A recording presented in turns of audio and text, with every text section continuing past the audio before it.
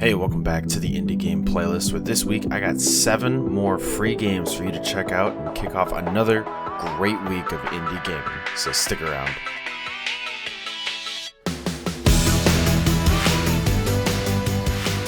Welcome to the Indie Game Playlist, where I scour the internet for the greatest indie games that came out this past week. If this is something you're interested in, drop the subscribe down below and let me know if there's a game that I missed this past week, because I'd love to check it out.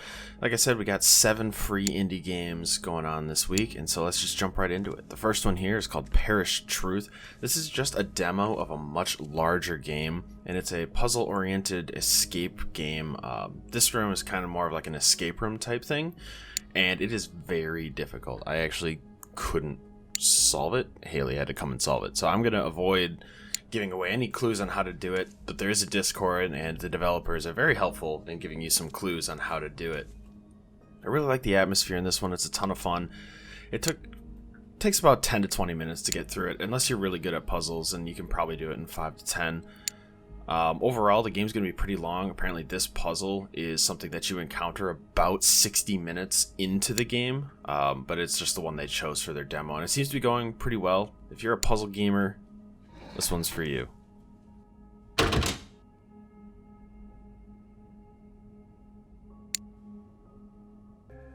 Next game on the list is called Gravity Song. This is I actually don't know what genre to call this one. It's not really a puzzle game. It's kind of an action game, but your goal is to get the ball all the way to the goal by bouncing it around and clicking to make it go spots. The music design is fantastic in this game, and I actually really enjoyed the more or less peaceful nature. Some of the levels get a little intense, but overall it's pretty calming, and it's a fun game that you kind of want to replay the levels to get the best score.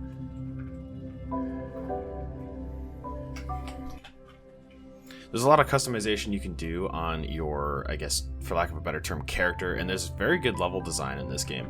There's a ton of different levels that try a lot of different aspects, playing with a bunch of different enemy types, and some of the levels have a lot of fun with them. So definitely check this one out if you're looking for more of a casual puzzle game. There are 90 levels currently available to play in this game, so check it out. I do think this one would go pretty well for mobile, and I think Dev does have plans to make it a mobile game.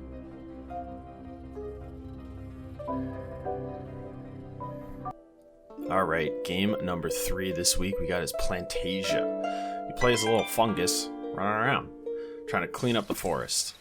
That's pretty much the whole concept. This cute little fungus guy here. Look at the little guy. And you got little abilities. You can jump around, you can move through the grass.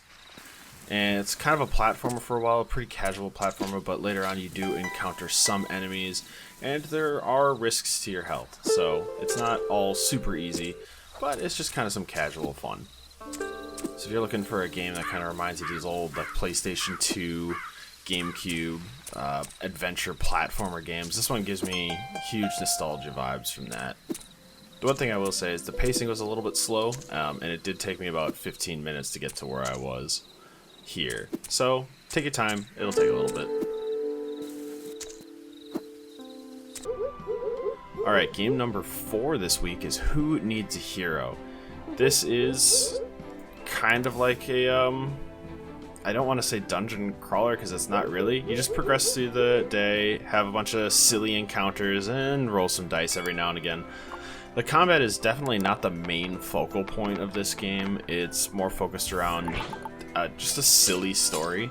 So if you're looking for a silly story game that's kind of just on rails, you might have fun with this one. I certainly enjoyed playing around with it for a couple minutes to get some footage. I played about 10 minutes, and it hadn't gotten old at that point, so you can probably get a half an hour out of this game at least. The one thing I will say is the dialogue does kind of get a little stale after a little while, but the encounters don't stop being silly, and so that makes it continually fun. The point of this game, I guess, is to manage your fame and followers to become like the hero of the region. There is an underlying story, so it's not just silly encounter after silly encounter. There is a progression through a sort of campaign, so that does keep the game moving and keeping it from feeling stale. Now, if you guys are new to this channel, be sure to hit that subscribe button and hang around. I do one of these videos every Sunday, and we do indie game adventures. throughout the week, as well as an indie game stream every Monday night at 7 p.m. Central Standard Time. So I hope to see you there. I hope you'll subscribe, stick around. Be sure to comment down below what your favorite game this week was. Alright, and game number 5 I think is my favorite game from this week. This is Fat Bear Week. You are a bear getting ready for hibernation, and so you gotta eat lots of food. Now, if you want to see a full gameplay of this, I already do have an indie game adventure up on the channel for this game, so be sure to check it out. It was actually from last week's live stream. And this game is a boatload of fun, or a bear load of fun, I guess, for lack of a better pun. And you can get it took me about 10 to 15 minutes to get through this game, but it's just so silly that even when going back to get different footage, I wanted to play the whole game over again. I hope the developer makes more levels, but I don't know if they have any plans beyond the 3. They do have several different bears, and it actually is rather challenging to beat the levels completely to unlock the final bear form. But go check this one out. Definitely my favorite this week, just because of how ridiculously silly it is.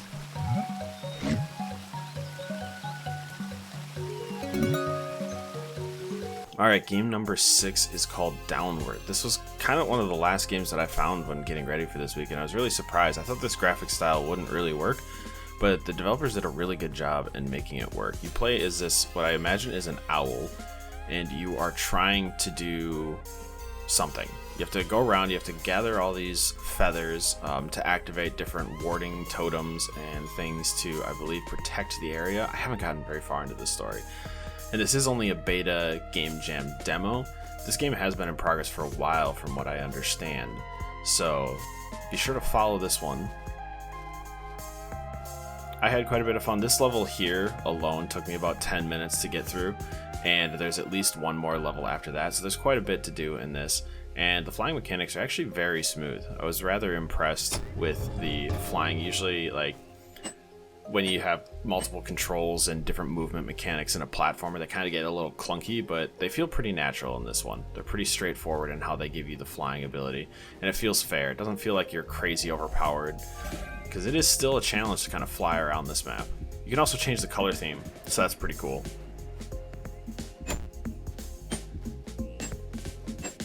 Alright, and the last game on this week's playlist is Postal Secret. This one, I love the art style for this one. It reminds me of those Don't Starve and Oxygen Not Included games. But this is a game where you play as a postman. The previous postman was murdered, or died mysteriously, I think is how they present it. And you need to deliver the mail from person to person and figure out what happened. Now, the twist is you get to modify their mail a little bit to try and manipulate their relationships and get them to share more information with each other. You have 4 seasons to get the answer right. You submit 4 reports along the way, so it's kind of like the you submit your answers and they tell you how many are correct, but they don't tell you which ones are correct. So it gets a little challenging. I'm not sure if it's randomized each time, so at the end of the footage here, I share my guesses, but I'm not going to tell you if they're right. You'll have to check out later this week for an indie game adventure to see how I do.